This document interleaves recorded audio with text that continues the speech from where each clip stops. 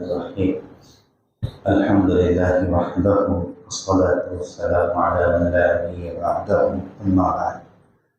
آج کی تراویح میں چوتھا پارہ پورا ہوا اور پانچواں پارہ نمبر 8 تک ہوا، جس کے اندر سورہ آل عمران اور اسی طرح سورہ نساء کی آیتیں پڑھی گئی۔ چوتھے پارے میں بہت سارے مسائل کا اللہ جل شانہ نے ذکر فرمایا ہے۔ بنیادی طور پر جو ابتدائی چیزوں میں سے ہے وہ چوتھے پارے کے پہلے اور دوسرے رکوع میں اللہ جل شانہ نے حج کی اہمیت کو بتایا ہے، اور ابراہیم علیہ السلام نے جو خانہ کعبہ کی بنیاد رکھی ہے وہ کفر و شرک سے بالکل پاک ہے۔ اسی طرح اللہ جل شانہ نے تقوی کی بنیاد آپس کی یونٹی اور اتحاد کو بتایا ہے۔ یعنی ہم اکثر یہ سمجھتے نماز پڑھ لی تو تقوی آ جاتا، روزہ رکھ لیے تو تقوی آ جاتا، گناہ سے بچ گئے تو تقوی آ جاتا، ہم پرہیزگار ہو جاتے۔ یہ سب اپنی جگہ ہے، مگر مسلمانوں کا آپس میں متقی اور پرہیزگار ہو کر کمال تقوی کو پہنچنا، یعنی تقوی کے اونچے معیار پر پہنچنا ہے تو آپس کی یونٹی ضروری ہے۔ اب اندازہ لگائیے کہ اس سے کیا لنک ہے، یونٹی کا تقوی سے کیا لنک ہے؟ کیونکہ جب تک آپس میں مسلمان ایک نہیں ہوں گے کسی بھی عبادت کو سکون سے ادا نہیں کر سکیں۔ جب تک آپس میں مسلمان ایک نہیں ہوں گے کسی بھی عبادت کو سکون اور یکسوئی کے ساتھ ادا نہیں کر سکتے۔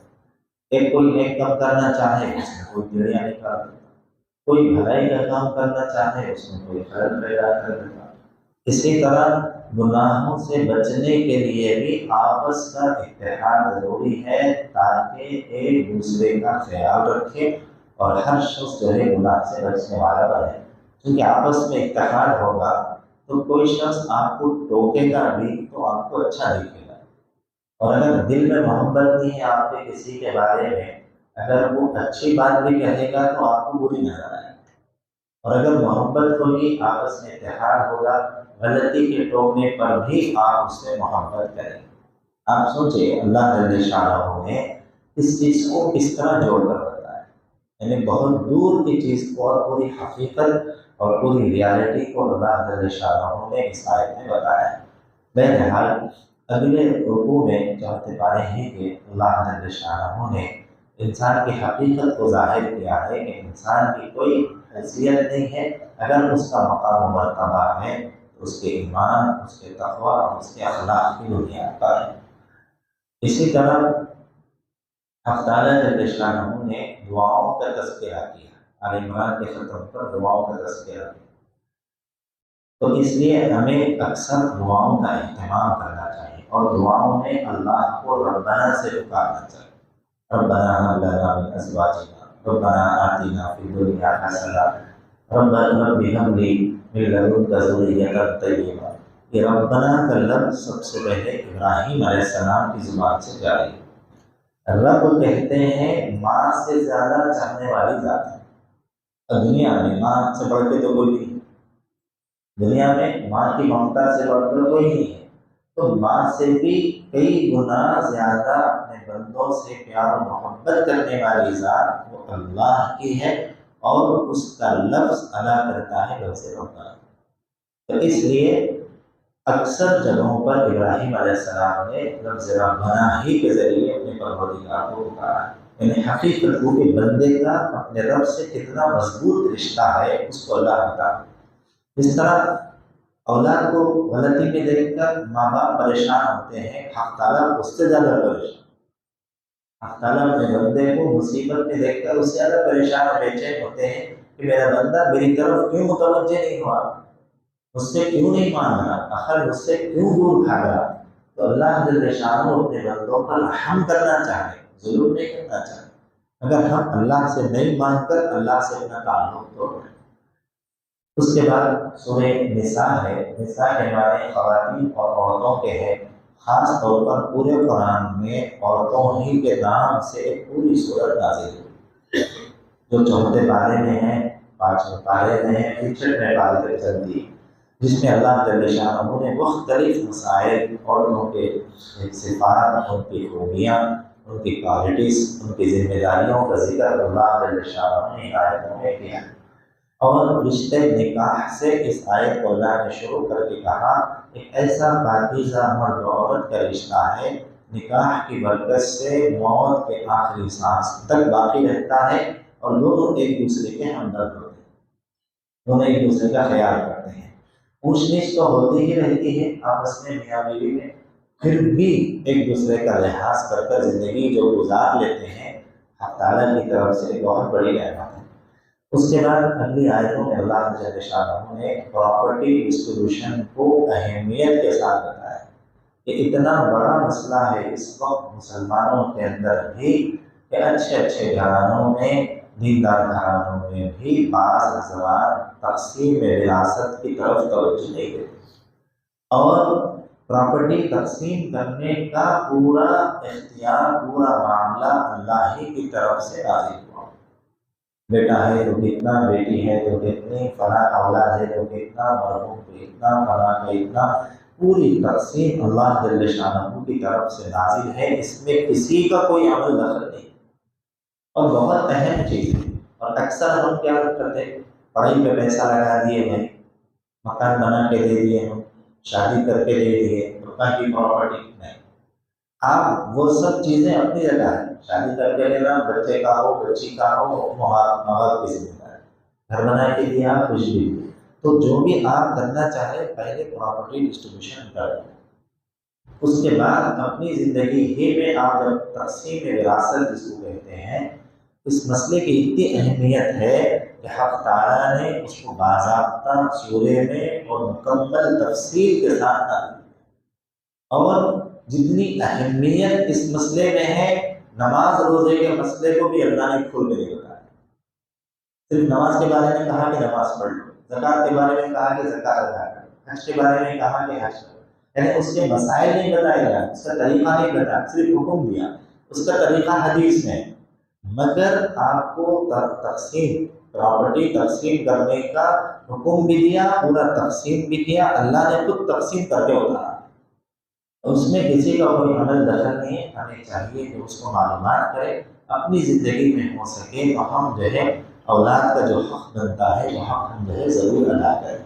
بیٹے کو ڈبل ہے، بیٹی کو سنگل ہے، اور اس اعتبار سے اگر بیٹیاں ہی ہیں تو اس کی تقسیم الگ ہے، بیٹے ہی ہیں تو اس کی تقسیم الگ ہے۔ ساری تقسیم اور ساری تفصیلات کو ہم جانیں اور جان کر اپنی زندگیوں میں جہاں تک ہو سکے پراپرٹی تقسیم کریں، ورنہ ہوتا یہ ہے کہ زندگی میں ہم تقسیم نہیں کریں، ہم سمجھتے کریں گے، آج کل کریں گے، پرسوں کریں گے، موت کا کسی کو بھروسہ نہیں، کب موت آ جائے، اللہ ہم سب کے عمروں میں برکت دے، مگر زندگی کا کوئی بھروسہ نہیں ہے۔ تو اس لیے ماں باپ کی ایک نیکی یہ بھی ہے کہ اپنی زندگی میں اپنی اولاد کی تقسیم کر دے، رجسٹریشن کرا دے، خراب تقسیم کرا دے۔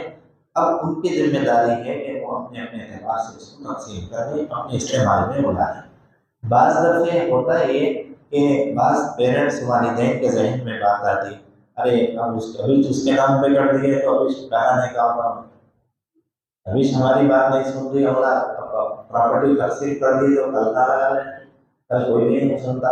مسئلہ ویسا بھی ہے آج کل۔ دوسرا پہلو ایسا بھی ہے کہ پراپرٹی تقسیم نہیں کرے تو جو ہے اولاد قابو نہیں ہے اس وقت، اگر پراپرٹی تقسیم کر دیے تو ماں باپ نوکر بن جائے۔ بعض گھرانوں میں ایسا بھی ہوا کہ پراپرٹی تقسیم کرے، دیندارانہ ذہن رکھ کر ماں باپ تقسیم تو کر دیے، رحم کر کے اولاد کے اوپر، حالت یہ ہوئی بعض گھرانوں میں کہ ماں باپ اپنے اولاد سے روزانہ کے خرچے کے بارے میں بھیک مانگنا پڑا، بیٹے اتنے پیسے دے دے، بیٹے فلاں کام ہے، بیٹے فلاں کام ہے، وہ غلطی آئی۔ تو اس لیے دونوں پہلوؤں کو ہم سامنے رکھیں، وہ بہتر ہم کیا جانتے ہیں اپنے اولاد کے بارے میں، اپنے گھر کے بارے میں، خود جو ہے ہم فیصلہ کریں، کیونکہ حدیث میں رسول اللہ صلی اللہ علیہ وسلم نے فرمایا اولاد کو غریب اور بھکاری اور فقیر بنا کے چھوڑنے سے بہتر اولاد کو خوشحال اور مالدار بنا کے بھیجو، ان کو چھوڑو کہ تمہاری موت کے بعد وہ کسی کے سامنے ہاتھ نہ پھیلائے۔ اللہ کے نبی علیہ السلام نے دونوں چیزیں بتائی، دونوں پہلوؤں کو حضور جو ہے اجاگر کی۔ بہرحال بہت اہم مسئلہ، بہت ہی نازک مسئلہ اور بہت ہی ذمہ داری والا مسئلہ ہے اس وقت پراپرٹی کا۔ اپنی زندگی میں ہم کر دیے تو اپنی ذمہ داری ادا ہو جاتی۔ دوسرا پہلو ہے کہ بھائی کوئی اولاد سنتی کوئی اولاد نہیں سنتی، وہ ہر گھر کی کہانی ہے، ہر گھر کے جھگڑے ہیں، کوئی بھی گھر اس سے محفوظ نہیں ہے۔ اسی طرح قرآن کریم کی اسی صورت یعنی گھریلو زندگی کے مسائل یا سورہ میں پوری زندگی ہم کیسے گزارنا، مرد کیسے ہونا، عورتیں کیسے ہونا، اولاد کیسے ہونا، بچوں کا رہن سہن کیسا ہونا، وہ پوری تفصیلات اللہ جل شانہ نے آیتوں میں کہا۔ اسی طرح انہی آیتوں میں 5ویں پارے میں اللہ جل شانہ نے اولاد کو یہ بھی حکم دیا، یعنی پراپرٹی کی تقسیم کے بعد اگلی رکوع میں کہا کہ تم اپنے ماں باپ کی فرما برداری کرو۔ ایسا نہیں کہ اپنا حق مل گیا ماں باپ کو اگنور کر دی، ماں باپ کو چھوڑ دی، ماں باپ کو انکار کر دی، ایسا نہیں۔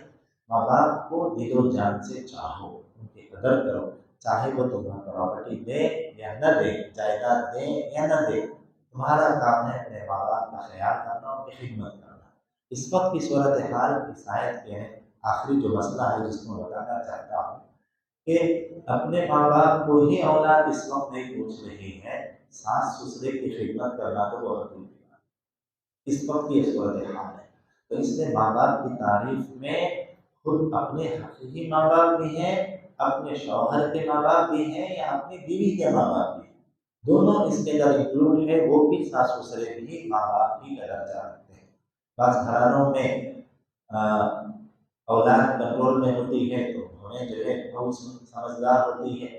بعض گھرانوں میں ماں باپ زندگیاں لگا دیتے ہیں، خدمت کرتے کرتے پورے ماں باپ کی ہڈیاں گل جاتی ہیں، تب بھی جو ہے نہ بھووں کا احساس ہوتا ہے، نہ بیٹوں کے کانوں پر جو ہے جھوم رہتی ہے۔ ایسی صورتحال بھی بعض گھرانوں کے اندر ہے۔ تو اس لیے محبت ہے، بیٹوں کی ہے، چاہے بیٹیوں کی ہے، چاہے بھووں کی ہے، اس کا جو مقام و مرتبہ ہے اسی اعتبار سے رکھیں۔ اور بھووں کا بھی کام یہ ہے کہ اپنے گھروں کو سدھاریں اور اپنے گھروں کے اندر دینداری کو لائیں، اپنے ساس سسرے کو اپنے ماں باپ کا درجہ دیں۔ قرآن کریم نے ان تمام چیزوں کو آیتوں میں کھولا ہے، وَعَاشِرُوهُنَّ بِالْمَعْرُوفِ، کہ اپنے گھروں کے اندر نرمی کے ساتھ رکھیں، اور دوسری طرف مردوں کو بھی حکم دیا کہ خواتین کا خیال کریں، ان کی ضروریات کو پورا کریں۔ بہرحال اور بھی مسائل ہیں انشاءاللہ اس کو بتائیں۔ اللہ مجھے اور آپ سب کو توفیق عمل نصیب فرمائے، اپنے گھرانوں کو دیندار گھرانہ بنانے کے بعد سب کو توفیق عطا فرمائے۔ الحمدللہ۔